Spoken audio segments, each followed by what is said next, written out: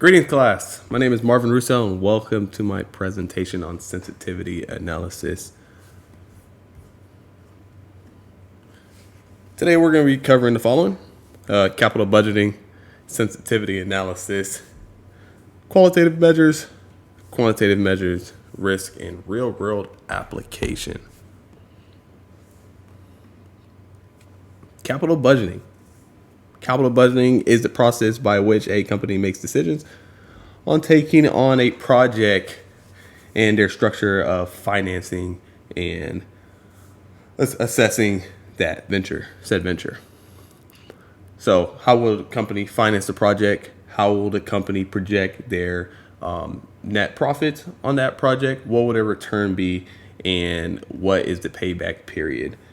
You do not have a deal until you have recouped what you've paid. So if you were to purchase a venture to make money, you want to at least get back what you put into it as far as down payment, startup, etc., to be in good standing. What is sensitivity analysis? Sensitivity analysis defined as changing one variable in order to determine thresholds of risk utilizing mathematical analysis. So that sounded very complicated. To put in simpler terms, is utilizing mathematics to isolate single variables, changing those variables to then provide you with a different output, and essentially you're solving for that one issue or one variable. Sensitive analysis plays a role in capital budgeting because that's where you start. We would like to commence a new project. How are we going to determine if this project will be one that is viable, which will net us profit? And that is when you commence your sensitivity analysis. So taking on that project is risk. We want a return on taking it on. How you calculate for a said venture, let's say you're deciding between two, you want to isolate the initial, let's say we're speaking of venture or project alpha, and we would like to figure out the estimated monetary value, EMV. And as you see below here, I have an equation. So what you do is take your probability up or down. So say you have a 20% return, chance of return, 20% chance of loss. You take that percentage, put the impact into that equation. Impact would be defined as a said number up or down. So percentage multiplied by that said impact, you isolate the one for what your positive would be and then your impact for your negative. At that point, you would add the two, which would give you a middle score and equal your estimated monetary value. And give you a chance to look at that equation. Quantitative measures.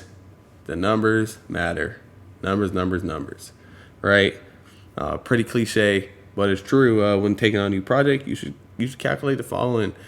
How long will it take you to recoup your initial cost? You can calculate this by your cash flow over that period of time and how much it will bring you to balance for what your initial down payment, your startup fees, and loss if you had to bring down a facility to get another project up and running. What's your margin of that profit and loss with the fresh revenue, and then you're looking at your cost of debt and cash flow if you are able to net a positive return and keep up with your financing. Qualitative measures. These are non-numeric factors, right? So think about things that are more arbitrary, a little bit more difficult to be in your control, like supply and demand, economics, interest rates. What's the Fed doing? Especially depending how big your company is. What are the markets doing? International, domestic. Impacts of expansion. One of these items from IRON's 2019 cited is cannibalism. Cannibalism is when you open up a new project which then eats off of your initial. So let's say you open up a restaurant in city A and then you open up a second project restaurant in that same city, you would have customers that typically go to restaurant A going to restaurant B, which would then eat profits, i.e., cannibalism, to your said venture. And then quality of the product, customer service, etc. It's not things you can measure with numbers, but things that matter.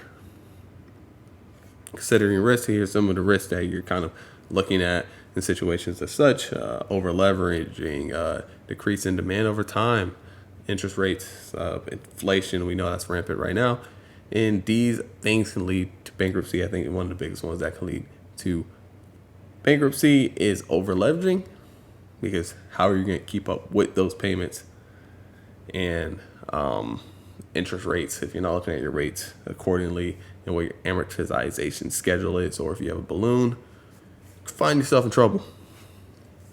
We all have done this before. You've conducted sensitivity analysis without even realizing it. You purchase a vehicle and you've estimated what your return on investment will be, right? Ride to work or taking the bus. Choosing between tile and laminate floors, what's your positive?